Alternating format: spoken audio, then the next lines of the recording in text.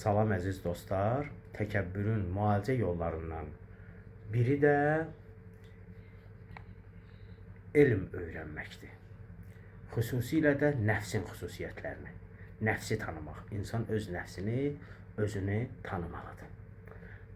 İnsan bilməlidir ki, onun nəfsi necə çalışır.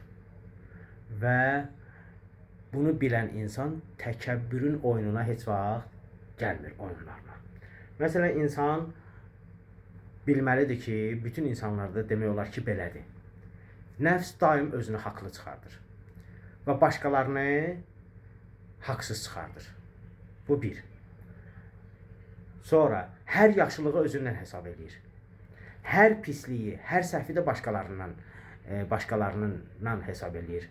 Deyir ki, mən həmişə düzəm, mən həmişə yaxşı insanam, məndən yaxşı insan yoxdur, qalanlar da hamısı pisdir, hamısı səhvdir, yalnız mən düzəm. Belə. Həmişə də özünü haqlı çıxardır mübahisələrdə, qarşısındakına imkan vermir danışmağa.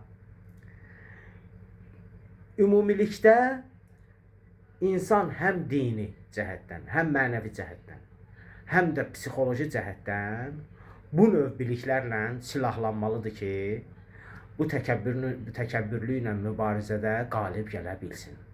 Sağ olun.